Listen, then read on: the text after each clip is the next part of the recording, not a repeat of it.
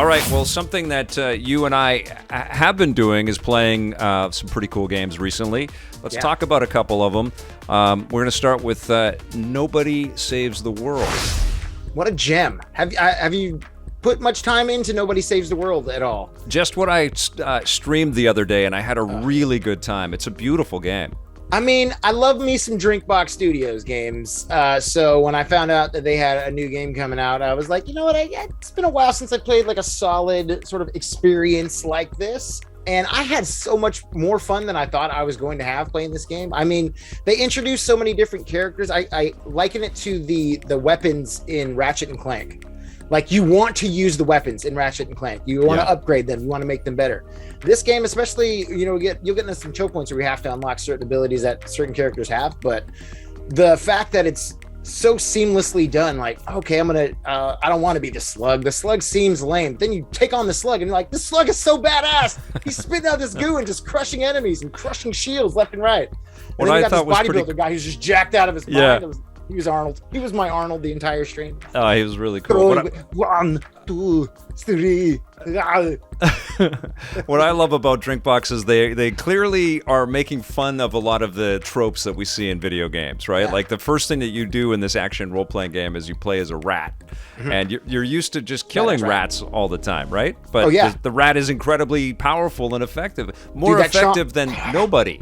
Yeah, I mean, you don't really give nobody his due diligence until the end when you need him. Yeah, he'll level up like through, like, again, going back through like the mission, the way everything's laid out. It's such a good grind of a game where, like, there's no real like, I gotta go find this. Yeah, I gotta go off and do this. You gain experience doing so many different things and just upgrading all of the character's abilities and trying to get your character to that top tier S level. And then you're like, oh, if I get this guy to this level, I can unlock a new branch, and I'm gonna unlock, the big knight. I'm like, I want the knight. I'm like, wait, you play as an egg. The egg doesn't do anything, but he sits in a nest, and if you find enough nests, you will get a dragon. A dragon shows up at the end of the game. Oh, you plays a dragon. You shoot fire. You spit hot fire. I mean, I finished this game in about 18 hours. And did you love it? Just a blast. Yeah. I had a blast all 18 hours. I was like, I even had like the wifey got me one of those backbones for my iPhone. Yeah. I was like, if I was sitting down, I streamed about 99% of it. There was 1% I threw on my phone, and I was like, I'm just going to do a little side missions, upgrade my guys on my iPhone. How cool. How did you like that experience?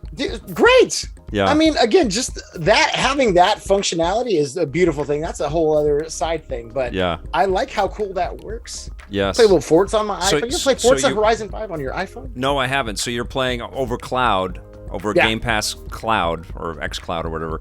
Yeah. You're playing Nobody Saves the World. That's incredible. And so is it a game that requires you to play it again? Like, is it a run-based experience, or are you finished it and you're done? I mean, I did dive back in because there were a few more. I mean, I'd like to, get I'm all about them achievements. Yes. So I'm all about, I can like dive in, and there's a few other side missions I can do. And there's one that was just like, I got to survive this guy's one punch rat slayer. Then he kill any rat with one punch. Once I figured out how to get through his nonsense, thwarted him. That's awesome. But I mean, you do kind of want to go back and sort of level all the characters up if you're into achievements. But they do unlock New Game Plus also after you finish the game, so you can go back in again, beefed up. But for those that want just like a start to finish experience, like a story based, that's what the game delivers. Yeah, 100%. I mean, I had a blast from the beginning to the end. It was just like right on. And then again, you find these. The music is amazing in it too. Right? Oh my. Yeah, the music is so good. It's just, I mean, again, Drinkbox knows what I like. Yeah. They tickle my fancies, and I definitely don't mind them doing it.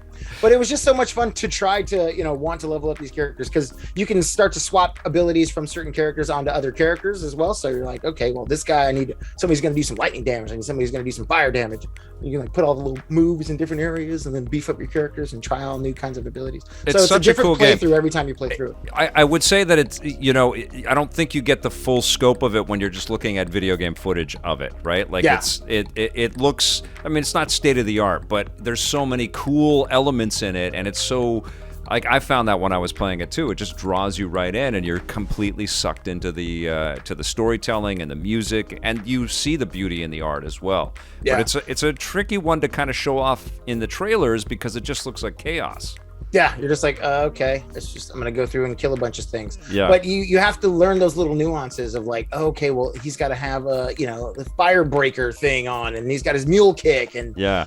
I mean, it's way more. That's again going back to it. It was just way more fun than I expected it was going to be. Like once you start tweaking all the powers and like, oh, I can put the fire running thing on my horse, and now he's like a super badass horse who's causing fire damage and turns all of the dead enemies into zombies who are going to help me as my familiars.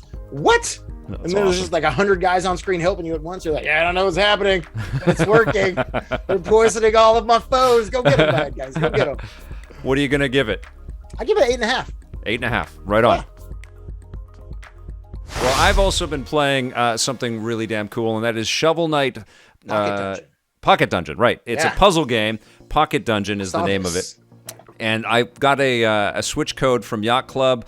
This is obviously picking up on the Shovel Knight experiences, which are, a little bit more 8-bit side-scrolling action run-and-gun type experiences. Love the Shovel Knight games. This one is a gravity-based puzzle, but there's a lot more strategy involved, which kind of takes you into the way that you would play the core Shovel Knight games.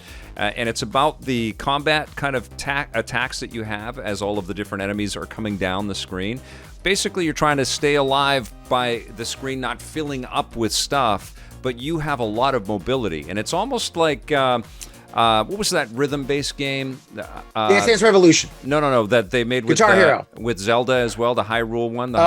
Yeah. What was the first one called? I forget the name of it. The Crypt of the Necromancer? Yeah, Crypt of the Necromancer. There's a Crypt of the Necromancer kind of vibe where every time you move, the other things coming down, the other creatures and stuff are all moving. And so you have to be strategic on where you move within the play area. But you also have to be tough enough to beat the enemies as well. So you have to know the enemy types, and then you slide around as one of the knights, because one of the cool things here is you can unlock a bunch of different playable characters, and they have different abilities, and there's lots of cool power-ups, lots of magical abilities. There's little side areas that you're always going into.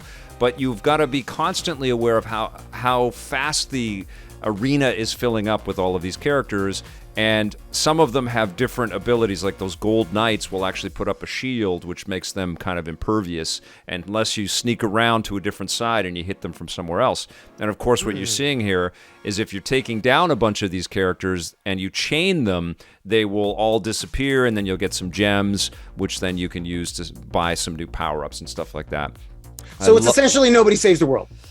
Well, it's a role-playing game. Yeah, it's a role-playing puzzle game. Role-playing puzzle game. With the action mechanics kind of lifted from the traditional Shovel Knight experience, and all of the characters, and a beautiful music score in this as well.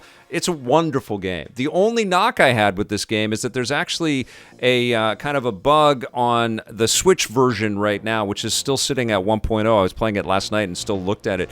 But there is a progression bug. If you go into the daily challenge, which is one of the other modes in the game, there's the adventure mode, there's the versus mode, and the daily challenge. If you go into the daily challenge, which I did live on the stream, it wiped out my progression. And so I had to start the game over from the very beginning. But I had the achievements all unlocked of all the knights that I'd already beaten, and I had been able to unlock the cannon that shot me forward into the game, but nope, I had to start right over, and I'm like, what?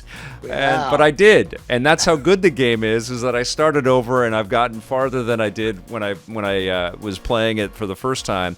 And I absolutely love this game. I think it's so addictive and it's so cool. It does get challenging when you get into the boss fights. Like when it makes you do everything all over again. Yeah, that definitely sucks. They At least it happened early on. It wasn't like I was 76 hours into this game. I had everything unlocked. I'd already put in like 6 or 7 hours, so I was like, oh great. So it took me a little while to get back to it, but I'm sure as hell glad that I am playing it again. I'm loving the experience, and I'm not doing the daily challenge to wipe out everything. I'm sure they're going to update it, but the cool thing about this game is that it's on every platform. It's on the PC, and it's on the other consoles. It is a great fit on the Switch, though. And it's really simple to play. You're just pressing the D-pad in different directions. It's not even worth using because it's so specific about what direction you're going to attack the different enemy types. And the boss fights are crazy. You unlock them as you beat them, which is pretty damn cool. I love this game too. I want it to be patched, and maybe you hold off before you pick it up, but I definitely think it's worth the pick up.